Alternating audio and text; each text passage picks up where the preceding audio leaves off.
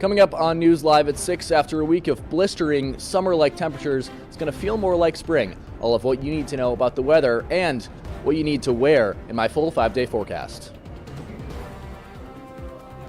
And are you looking to go abroad? I'll tell you more about how you can figure out where you want to go and how you can get your process started.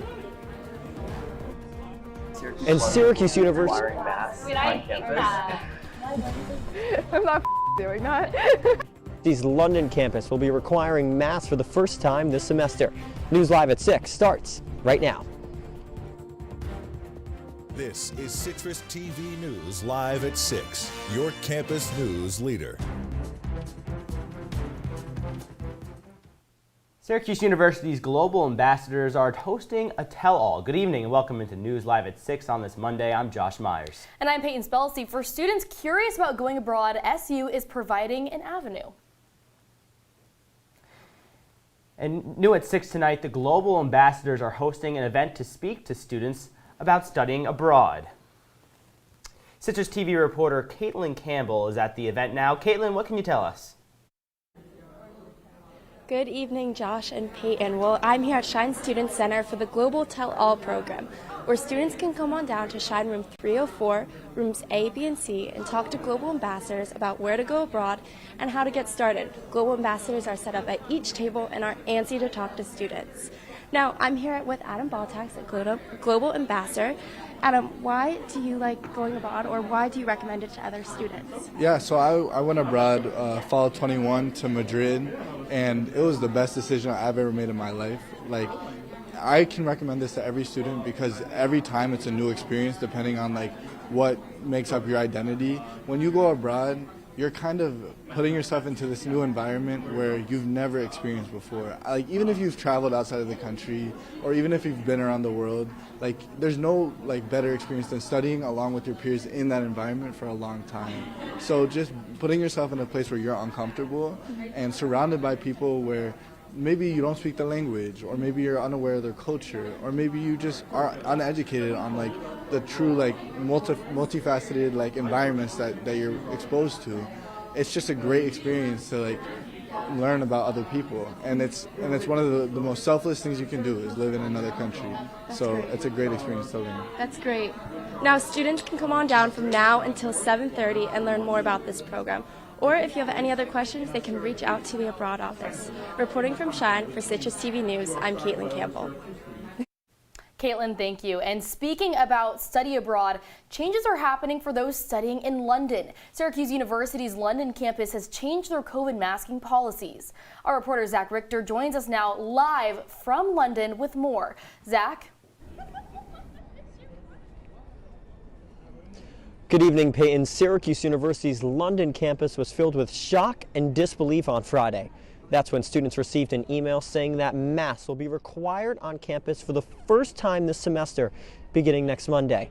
And beginning today, students were not required, but strongly recommended, that was the recommendation, to wear masks all around SU's campus beginning today. However, some of you might be asking, now, where does this entail throughout London? It only entails in Syracuse London's Faraday House, which is the academic building here on campus, not on any of their residence halls. And CitrusTV spoke with some students on their reaction earlier today. Syracuse London may be requiring masks on campus. I'm not doing that. Come on, like, I don't even have masks. I don't know where to get them. That was the reaction from some of the students here when they found out masks will be required here in London next week. However, Dr. Becca Farnham says this change is necessary. And just between the UK rising and some of the student cases, it was determined that masking for that last week was just the smartest thing for everyone. And even though masks are going to be strongly recommended this week here in London, our crew saw many students not wearing them, but some of the staff were. For this second to last week of the semester, we are highly requiring masks. You'll start to see more staff and faculty wear them as we kind of set that example, and they'll be readily available in all of the offices and at reception as well. This masking change announcement comes after a COVID caution email that was sent to London students on April 3rd. The email discussed the recent spike in COVID cases in the United Kingdom, saying the pandemic is by and large under control, but by no means behind us. Some students don't mind it, as this requirement comes only a week before the program end date of April 29th. Very glad Syracuse is taking the steps to take everybody safe, because obviously coming home we've all been traveling a lot, so we all are very, very high risk of having COVID and then transmitting that to our families. Now, other Syracuse Abroad centers in Madrid and Florence are currently not requiring masks, nor do they have any COVID restrictions.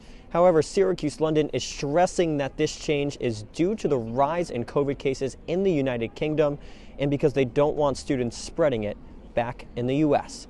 Live from London tonight, Zach Richter, Citrus TV News. Thanks, Zach. Syracuse University kicks off its celebration of Disability Pride Week today. According to the university's Office of Diversity, Equity, and Inclusion, they hope to amplify those of different abilities. Some students participated in a zine-making workshop. Zines are a mix of magazines, comic books, and illustrations, all on a single piece of cardstock. You can find a full list of Disability Pride events at syracuse.com. .edu. And this week marks a landmark for the Black Celestial Choral Ensemble. For their 46th anniversary concert, they honored their founder. Citrus TV Cora Maricosta joins us now to share the exciting event. Good evening, Josh and Peyton. The BCCE reflects on these past 46 years through song and legacy.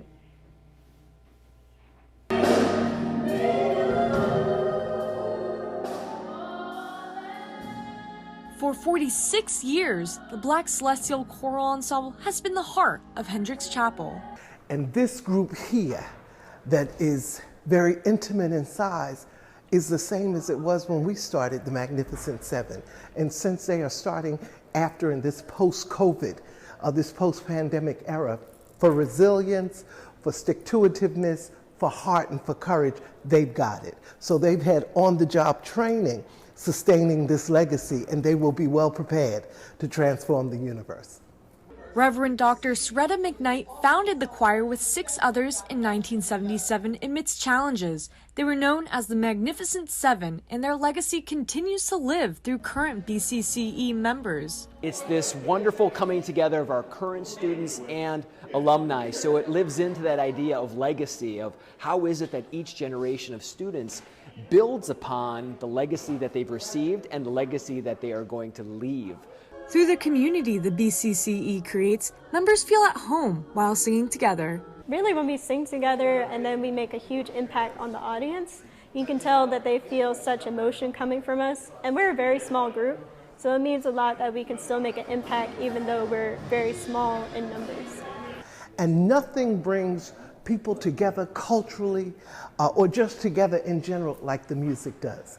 And when you have music about good news, gospel music, then you have a legacy that can sustain. Did I know we'd be here 46 years later on our road to 50? Absolutely not, but we thank God for it. Even after the COVID-19 pandemic, the BCCE continues to thrive and grow their legacy. Reporting in studio, I'm Cora Maricosta. Thanks, Cora. Well, if you were outside at all in Syracuse this past weekend, you might have noticed temperatures felt just like the summer. It was so nice outside. Everyone was outside playing tennis, and today it just got a lot chillier. But here to tell us more about this week is our weather anchor, Peter Elliott. Hey, Josh and Peyton. I'm sure it's all sunshine and rainbows in the studio, but outside, out here, it is doom and gloom. Take a look at these clouds above me. They are foreboding, ominous, threatening. Pick your favorite word out of the thesaurus. They all spell rain, and we're going to start to see precipitation hit the central New York region in less than an hour as we're seeing a rain cell work its way across the Empire State. Right now, it's about the Rochester area, but right around 7 p.m., it'll start to leave its mark here in the central New York region as we'll see rain that'll persist right about to the wee hours of the morning, right around 4 to 5 a.m. The good news is it won't be anything heavy. It'll be a light, moderate rain, and it could go off and on, scattering these showers across central New York. So we're going to see rain, so you might want to put on that rain jacket if you're heading out later tonight, because we're going to see some significant rain tonight and later on potentially in the week. But temperature-wise, it's pretty calm here. Nothing like what we saw over the weekend when we got up into the 80s and saw those summer-like temperatures, where it feels more like spring and so we're seeing temperatures right now in the mid-50s. And later on tonight, we're going to dip down into about 45 degrees. So a nice night, but watch out for that rain. I'll send it back to you in the studio, Josh and Peyton. Peter, thank you. Sucks to hear that we're getting some rain, but this weekend was great running weather, and the Syracuse Half Marathon took place yesterday for its 10th edition. The race started at the On Center in downtown Syracuse at 7:45 yesterday morning. The event was moved to the middle of April from its previous time at the end of March due to construction at the On Center. For the second year in a row, the event hosted the USA Track and Field Masters National Half Marathon Championship. And $400,000 were raised this weekend at Syracuse Heart Challenge Walk. Yesterday, walkers gathered at the SRC Arena at Onondaga Community College to boost their health while supporting the American Heart Association. The event started with the walk and followed by a sneaker and healthy food drive, health demonstrations, activities for kids, celebrations for heart disease and stroke survivors, and entertainment. Participants can continue to donate until May 16th. And automated police cams may be coming to Syracuse streets, but they're not focused on how fast you drive or if you run red lights. The Syracuse Police Department is proposing the installation of 26 plate reading cameras that can identify people of interest in police investigations. According to police, these cameras will help them catch criminals and solve crimes much faster. And a man is dead and a teenager injured after a pair of shootings last night. According to the police, the two shootings took place roughly 25 minutes from each other. In the first shooting, which took place around 7:27 p.m. on Chouinard Street, officers say the man took a gunshot to the midsection before his death. And at 7:52 on North Townsend Street, authorities say a 17-year-old teenager was also shot in the midsection. Doctors now are treating the teen at Upstate University Hospital, and he's expected to survive. And the shootings happened within a half an hour of each other and roughly 2 miles apart. And people who turn in unwanted firearms can get up to $500. The Syracuse Police Department is hosting a gun buyback event for the third year in a row. This event is an amnesty program, which means authorities won't ask any questions of people dropping off guns. The guns must be unloaded and stored in a plastic bag, paper bag, or box. The buyback event takes place on Saturday, April 29th from 10 a.m. to 3 p.m. at St. Lucy's Food Pantry. And still ahead here on Live at 6, long overdue. New York State may finally turn its budget, but what took them so long?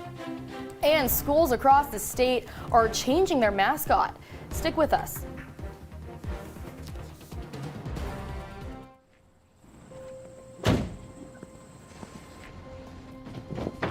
Dad, they took over my bedroom. Come on, come on. Okay, Dad. 1, 2, 3. Dad!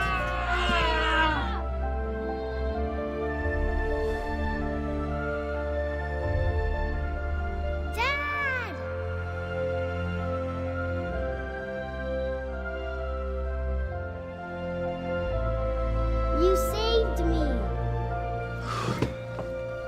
Dad? Are you okay? I'm fine, dear.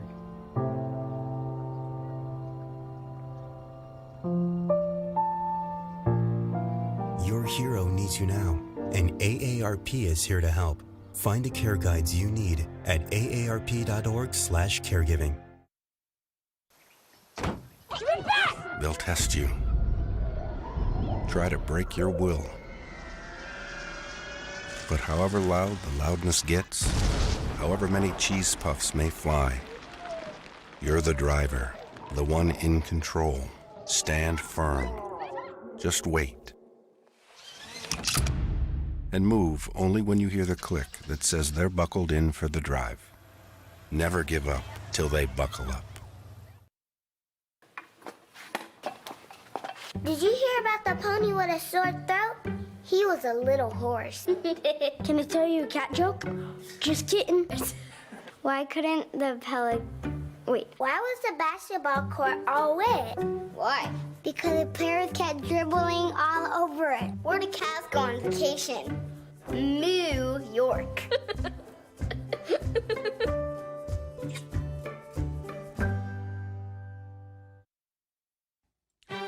You're watching Citrus TV News live at 6 with Peyton Spellacy, Josh Meyers, and Peter Elliott. Now, your campus news leader continues. Hey, welcome back to News Live at 6. New tonight, an embattled U.S. congressman is running for a second term. New York Republican George Santos is running for re-election next year. Santos has faced backlash since winning New York's 3rd district last year. Santos has been accused of campaign finance issues and lying about his background to assume office. And New Yorkers may finally know where the state budget money is going. New York initially set its budget due date to April 1st, but according to lawmakers, New York may finish its budget this week. Bail laws are currently the biggest holdup for lawmakers. Hochul also wants to nearly triple anti-gun violence program spending and expand police education. According to state lawmaker John McDonald, it's likely the budget won't be done until Friday. And Manahassan Central School District is planning to change their mascot, and this name change a part of a continuing nationwide effort to change mascots and logos that contain racially insensitive images or words. The New York State Board of Education sent a notice to schools across the state that they had to abandon Native American mascots by the end of the 2025 school year. On News Live at 6, will you need your rain jacket tonight, but will you need it later on this week? All of your answers are coming up in my full 5-day forecast right after the break. Stay with us here on News Live at 6.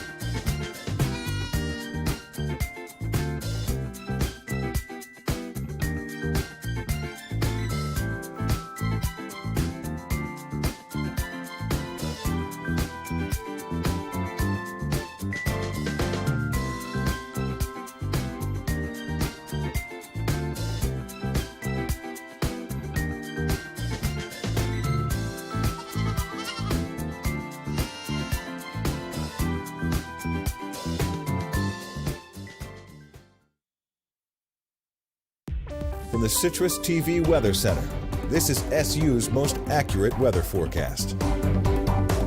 And welcome back to News Live at 6.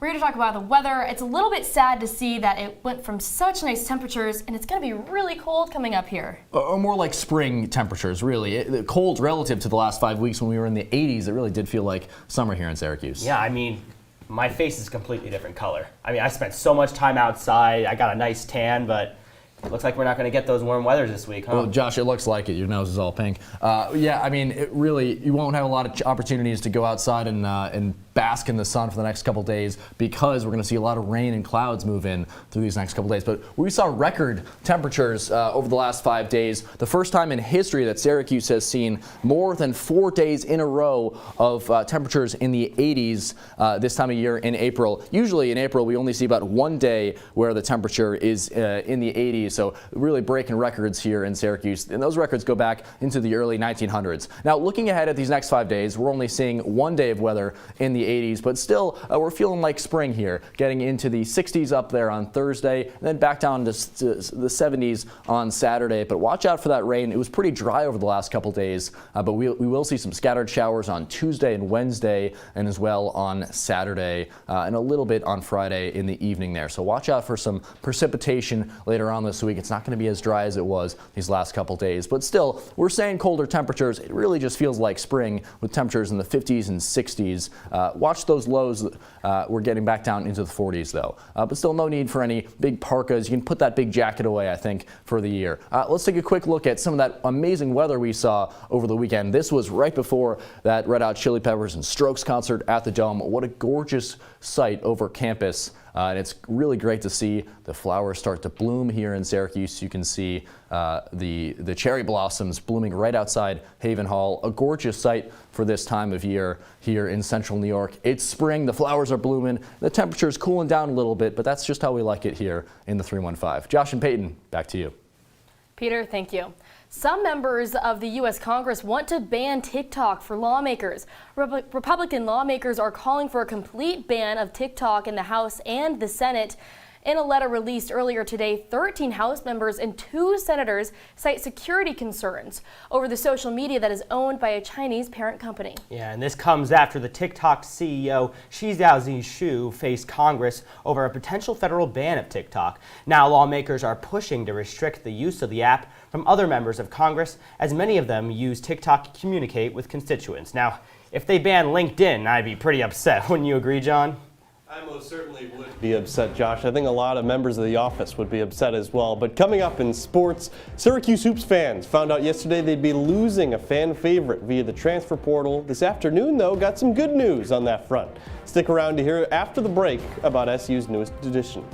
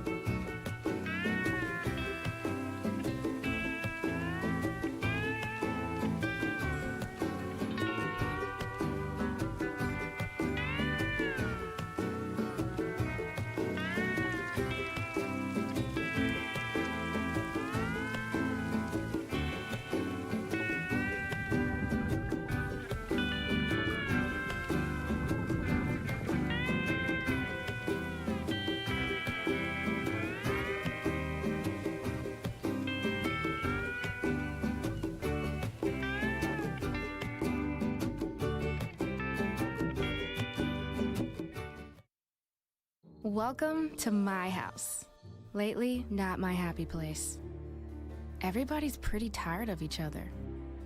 The parents were not themselves.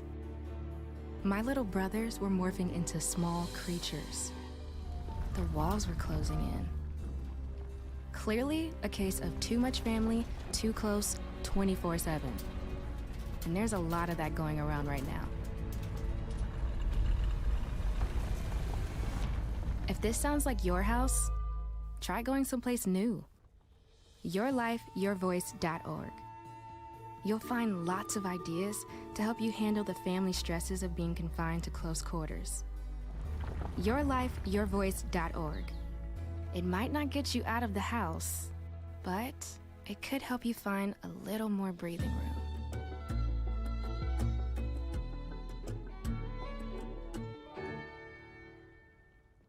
And now, your Citrus TV Sports Report.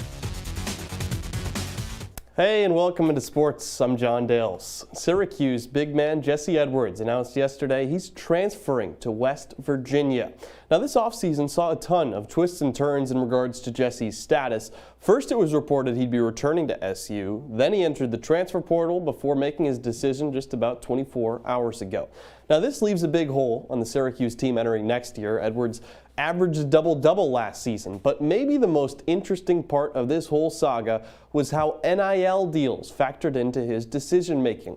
Here's what he had to say about how Syracuse handles name, image, and likeness deals for its student athletes. Edwards said, "I mostly wanted to have a fresh start and a new challenge. NIL isn't what I'm playing for. I didn't really want to get into this, but it doesn't seem that Syracuse as an organization is into that. I'm not really sure what their plan is or what the school's idea is behind it. For me, it was something that they couldn't offer in that way."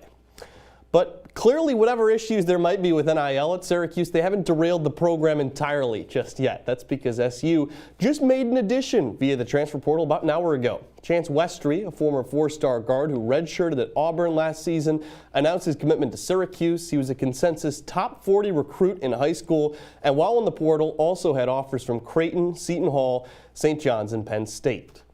Over to sports currently in season. Inside Lacrosse released its Week 10 polls today, and Syracuse men's lacrosse got bumped up to number 12 in the nation. This comes after the Orange have back-to-back wins over ranked teams. First Princeton, then this Saturday over North Carolina. Still a really tough road ahead for the Cuse, though. They finished the regular season with 2 road matchups, number 4 Virginia, followed by number 2 Duke.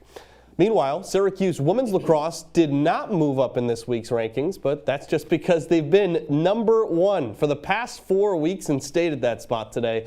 The Orange are 15-0, which ties a school record for the best start in program history. This past weekend, the Orange knocked off North Carolina. That was the first time they did so since 2017, and also ended a 41-game home win streak for the Tar Heels. Now, SU wraps up its regular season on Thursday against number 5 Boston College before competing in the ACC and NCAA tournaments. Over to professional sports and the NBA playoffs, which just began its first round.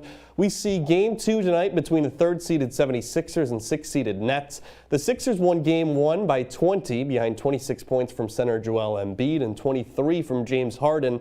Philly was nearly 50% from beyond the arc in that one, pouring in 21 of the 43 attempted threes. Mikal Bridges led the Nets in Game 1 with 30. He's a Philly kid, went to Villanova in the area, said it felt good to make shots, but he'd rather miss and win. Well, he's got a chance to do so tonight, Game 2 in Philly at 7:30. Okay, John, so tell me, what do you think the Nets need to do to get back in the series? That's a great question. Well, you know, it's really tough because the Nets kind of don't have any stars on their roster. Meanwhile, Philly's got at least 2, in James Harden and Joel Embiid. So slowing down those 2 guys would be a start. Slow down James Harden, slow down Joel Embiid, and you definitely have a chance. But that home court advantage really is tough. Yeah, and before we go to break, I'd like to just mention this is John Dale's last appearance on News Live at 6. John, you've been absolutely amazing. We love your analysis as always, and just been great to have you. Appreciate it, Josh. I really do. Thank you so much, John. When we come back, we'll take one last look at your weather. Stay with us.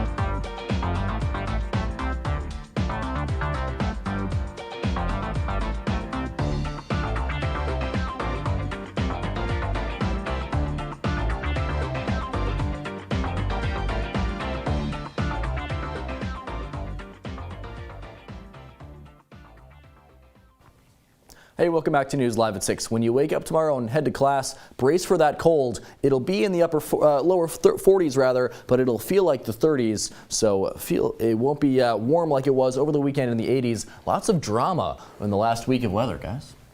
Thanks. And the Phantom of the Opera concluded the longest run in Broadway history Sunday night. The final performance was repeatedly interrupted by applause for actors, props, and scenic elements. Yeah, 20 million people. I personally have not seen the play, but it grossed over $1.3 billion since opening in January 1988. It is played in 17 languages in 45 countries worldwide. How fabulous is that? Now, Josh, I know that you did theater, and you also had an a cappella YouTube channel. Do you think that you could recreate any of the songs from this show? Probably not. I mean, I think a lot of people know about my YouTube channel at this point. I mean, They kind of put it all over the place, that banquet this past weekend. So no need to talk more about my YouTube channel. But that's all the time we have today on Citrus TV News. For more of the latest, follow us on Citrus TV News on Twitter or check out our website at citrustv.com. For all of us here at Citrus TV News, I'm Josh Meyers. And I'm Peyton Spellacy. Tune into Talking Points in just 1 hour. Until then, have a great night, Syracuse.